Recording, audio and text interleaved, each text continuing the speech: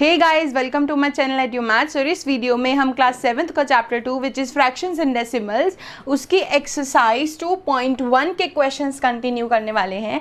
First question हम already कर चुके हैं, अब आते हैं सेकंड क्वेश्चन पे। तो सेकंड क्वेश्चन है arrange the following in descending order. Descending order में हमें इन फ्रैक्शंस को लगाना है। First of all descending order क्या होता है? डिसेंडिंग ऑर्डर होता है जब हम सबसे बड़ी टर्म को सबसे पहले लिखते हैं, फिर उसके बाद उससे छोटी, उससे छोटी, उससे छोटी, यानी कि बड़ी फिर छोटी फिर उस छोटी और फिर सबसे छोटी, ये होता है डिसेंडिंग ऑर्डर। अब डिसेंडिंग ऑर्डर में फ्रैक्शंस को लगाना किस तरीके से होता है, तो देखिए हमारे पास तीन फ्रैक्शंस गिवन है, 2/9, 2/3, 8/21। अगर आप नोटिस करेंगे तो तीनों का ही डिनोमिनेटर अलग है, यानी कि ये कौन से फ्रैक्शंस हैं? Unlike fractions. अनलाइक फ्रैक्शंस का सबसे पहला स्टेप क्या करना होता है हर एक क्वेश्चन में?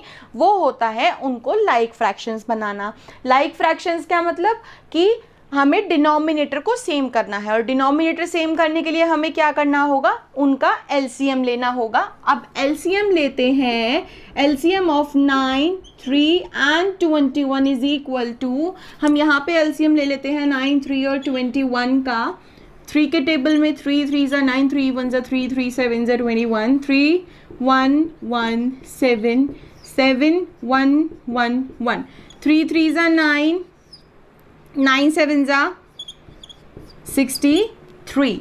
तो एलसीएम क्या आ गया हमारा? 63। अब किस तरीके से एलसीएम सेम करना है? देखो डिनोमिनेटर को, फर्स्ट वाला फ्रैक्शन लिखिए,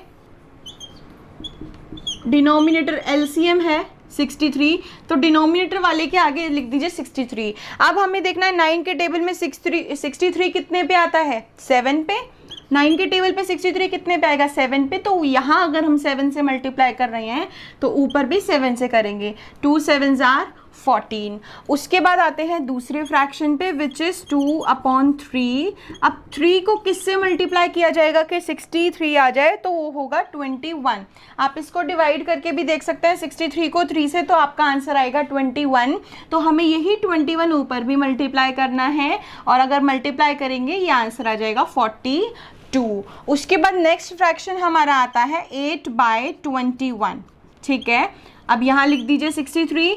21 को किससे मल्टीप्लाई किया जाएगा कि 63 आ जाए? आप इसको डिवाइड करके भी देख सकते हैं, लेकिन अगर आप यहाँ देखेंगे तो 21 को 3 से मल्टीप्लाई किया है, तो 21 को किससे मल्टीप्लाई करना पड़ेगा? 3 से, और ऊपर भी 3 से। 3 8 24। ये तो हो गए तीनों फ्रैक्शंस के डिनोमिनेटर सेम। अब हमें इनको सबसे बड़ी टर्म, फिर उससे छोटी टर्म, उससे छोटी टर्म, यानी कि डिसेंडिंग ऑर्डर में लगाना है।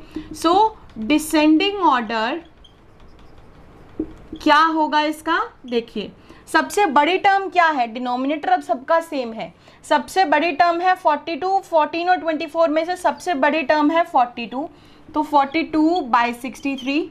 डिसेंडिंग ऑर्डर का साइन कि ये बड़ा है और दूसरा छोटा है। अब 14 और 24 में से बड़ा क्या है? 24, फिर लिख दीजिए 24/63। अब उसके बाद लिख दीजिए बचा हुआ 14/63 जो कि सबसे ही छोटा है। ठीक है, अब ये करने के बाद क्वेश्चन हमारा ख़त्म नहीं होता है। बहुत से स्टूडेंट्स उसको यहीं ख़त्म कर देते हैं, बट एक्चुअल में हमें इनकी एक्चुअल वैल्यू लिखनी है। 42/63 किसका है? 2/3 का, यानी कि सेकंड फ्रैक्शन का, तो यहाँ लिख दिया 2/3। फिर उसके बाद 24/63 किसका है? 8/21 का, तो यहाँ लिख दिया 8/21। देन 14/63 किसका है? 2/9 का। तो ये आ गया हमारा रिक्वायर्ड डिसेंडिंग ऑर्डर। तो सिंपल सा है, क्या करना है?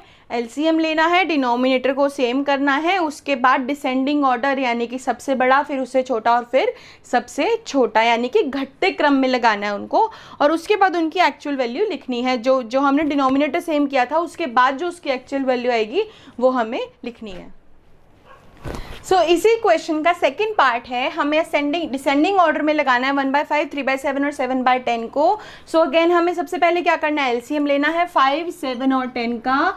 LCM of 5, 7 and 10 is equal to, यहाँ पे लेके देखते हैं 5, 7 और 10। सबसे पहले ले लेते हैं 5, या फिर हम ले लेते हैं 2। 5 एज इट इज आएगा क्योंकि नहीं आता, लेकिन 2 के टेबल में 10 आता है 5 पे, तो 5, फिर 7 1 7, दिस इज, तो 2 into 5 into 7 will be the LCM, 2 5s are 10 और 10 7 जा 70, तो एलसीएम क्या आ गया हमारा 70। अब हमें क्या करना है, 1/5 पहले एक फ्रैक्शन उठाना है। अब 5 के टेबल में 70 कितने पे आता है, 5 के टेबल में 70 कितने पे आता है, 14 पे। आप डिवाइड करके देख सकते हैं इसको 14 पे, तो ऊपर भी 14 से मल्टीप्लाई करेंगे, 1 इंटू 14 इज 14। ये हो गया डिनोमिनेटर। उसके बाद है 3/7, अगेन नीचे 70 करना है, तो 7 को किससे मल्टीप्लाई करेंगे, 10 से, तो ऊपर भी 10 से, 3 10 जा 30। फिर है 7/10, अब 10 को किससे मल्टीप्लाई किया जाएगा कि 70 आ जाए 7 से, ऊपर भी 7 से, 7 7 जा 49। ठीक है, यानी कि हमें जो एलसीएम आया है वो डिनोमिनेटर को एलसीएम के इज इक्वल टू में रखना है। ठीक है, अब ये तीनों वैल्यूज हमारे पास आ गई। सो अब descending order is, descending order में पहले लिखते हैं सबसे बड़ा 14, 30 और 49 में से 49/70 है, तो ये आ गया। उसके बाद 30/70 है, क्योंकि 14/70 सबसे छोटा है, तो एंड में आ गया 14/70। ठीक है, अब इनकी जो एक्चुअल टर्म है वो लिखनी है। 49/70 की टर्म थी एक्चुअल 7/10, फिर 30 की थी 3/7, फिर 14/17 की थी 1/5। तो ये आ गया हमारा एक्चुअल डिसेंडिंग ऑर्डर जो हमें चाहिए था। ठीक है, एलसीएम लेना आना चाहिए, डिनोमिनेटर को सेम करना आना चाहिए। Your answer is simple. So now guys, question number 3 जो है बहुत ही इंटरेस्टिंग क्वेश्चन है, बहुत ही सिंपल क्वेश्चन है। इसमें बहुत मज़ा आता है क्वेश्चन करने में। सो आपको भी जब आप इसके और क्वेश्चन सॉल्व करेंगे तो आपको काफ़ी अच्छा लगेगा। क्वेश्चन है, इन अ मैजिक स्क्वायर, एक मैजिक स्क्वायर होता है जिसमें कि the sum of the numbers of each row and each column and along the diagonals is the same. Is this a magic square? सबसे पहले रो, कॉलम और diagonal देख लेते हैं क्या होता है। ठीक है, मान लीजिए कि ये हमारा एक मैजिक स्क्वायर है जिसमें 9 बॉक्सेस हैं। ठीक है, 1 2 3 4 5 6 7 8 9। तो ये जो ऐसे हॉरिजॉन्टल होता है इसको बोलते हैं हम रो।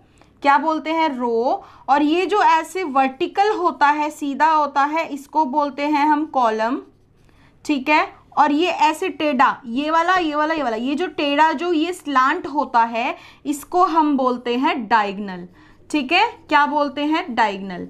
अब देखना ये है, इसमें क्वेश्चन में क्या गिवन है, ये मैजिक स्क्वायर तभी होगा जब एक रो, दूसरी रो, तीसरी रो और एक column, second column, third column और एक डायगोनल और दूसरा डायगोनल सबका सम करेंगे तो आंसर हमेशा सेम आएगा। जैसे कि फर्स्ट रो का सम किया, मान लीजिए कुछ भी आ गया, सेकंड रो का भी वही आना चाहिए, थर्ड रो का भी वही आना चाहिए, फर्स्ट कॉलम का भी वही आना चाहिए, सेकंड कॉलम का भी वही आना चाहिए, थर्ड कॉलम का भी वही आना चाहिए। और ये जो डायगोनल होता है, ऐसे जो स्लांट होता है, ये वाला, ये वाला, ये वाला, इनका सम भी से वही होना चाहिए। और ये दूसरा डायगोनल, इसका सम भी वही होना चाहिए। सो ये हमारा क्वेश्चन है। सो अब स्टार्ट करते हैं 1 बाय 1। ठीक है, अब सबसे पहले ये हमारी, ये अगर इस तरीके से देखा जाए तो ये हमारी हो गई फर्स्ट रो। ठीक है, और अगर इस तरीके से देखा जाए तो ये हमारी हो गई सेकंड रो। ठीक है, और अगर इसी तरीके से देखा जाए ये हो गई हमारी थर्ड रो। अभी हम बात करते हैं रो की। पहले हम तीनों रो का सम करके देखते हैं। तो फर्स्ट रो को देखिए, फर्स्ट रो में क्या क्या टर्म्स है, 4/11 प्लस 9/11 प्लस 2/11। ठीक है, डिनोमिनेटर देखो सेम ही है, डिफिकल्ट है ही नहीं है प्लस करना। 9 + 4 इज 13 + 2 15। ठीक है, तो इसका सम, फर्स्ट रो का सम क्या आ गया, 4 + 9 + 2 इज 15/11। ठीक है, क्योंकि बेस तीनों जगह सेम है डिनोमिनेटर। अब बात करते हैं सेकंड रो की। सेकंड रो में हमें प्लस करना है 3/11 प्लस 5/11 प्लस 7/11। अब अगर इनको हम तीनों को प्लस करते हैं तो 7 + 3 10 + 5 15, ये भी सेम आ रहा है। तो अब चलते हैं थर्ड रो की तरफ। थर्ड रो देखिए क्या क्या टर्म्स है, 8/11 प्लस 1/11 प्लस 6/11, ठीक है। तो 8 + 1 9 + 6 15/11, यानी कि तीनों रो का तो हमारा आंसर सेम ही है 15/11। अब देखते हैं कॉलम और फिर देखेंगे हम डायगोनल। तो याद रखें कि तीनों रो का तो सेम आंसर आ रहा है, तभी हम आगे कॉलम पे बढ़ेंगे। अगर एक भी चीज़ का आंसर अलग आ जाए इन सब से, दैट मीन्स कि ये एक मैजिक स्क्वायर नहीं है। अगर सबका सेम आ रहा है देन ये मैजिक स्क्वायर है, otherwise it is not a magic square. So अब देखते हैं कॉलम। तो अगर हम इस तरीके से देखते हैं तो ये हो गया हमारा फर्स्ट कॉलम। अगर हम इस तरीके से दूसरा देखते हैं तो ये हो गया हमारा सेकंड कॉलम।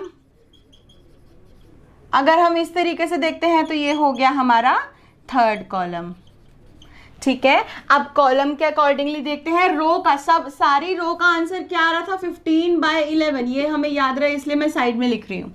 अब देखते हैं फर्स्ट कॉलम, यानी कि ये 4/11 प्लस 3/11 प्लस 8/11।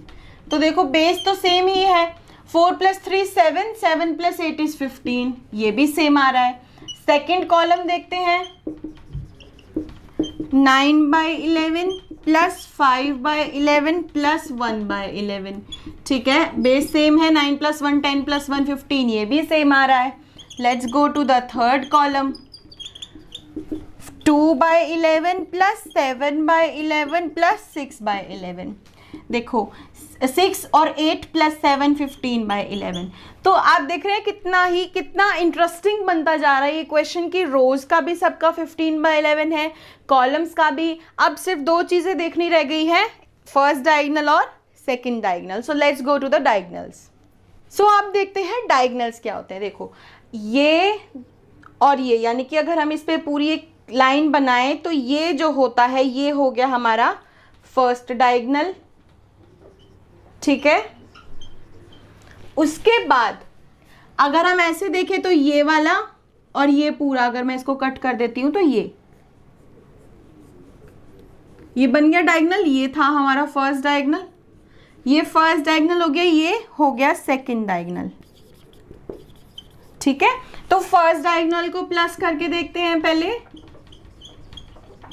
देखो 4/11 प्लस 5/11 प्लस 6/11, 4 + 6 10 प्लस 5 15/11, ये भी 15/11 आ रहा है। और अब लास्ट बचा है, अगर ये भी 15/11 आ गया दैट मीन्स कि ये हमारा एक मैजिक स्क्वायर होगा। सो सेकेंड डायगोनल है ये, जिसमें कि है 2/11 प्लस 5/11 प्लस 8/11। सो 8 + 2 10 + 5 15, ये भी 15/11 है। यानी कि first row, second row, third row, first column, second column, third column, first diagonal और सेकंड डायगोनल सब कुछ हमारा 15/11 है, यानी कि ये एक मैजिक स्क्वायर है। Hence this is a magic square. ये क्वेश्चन बहुत ही इंटरेस्टिंग है।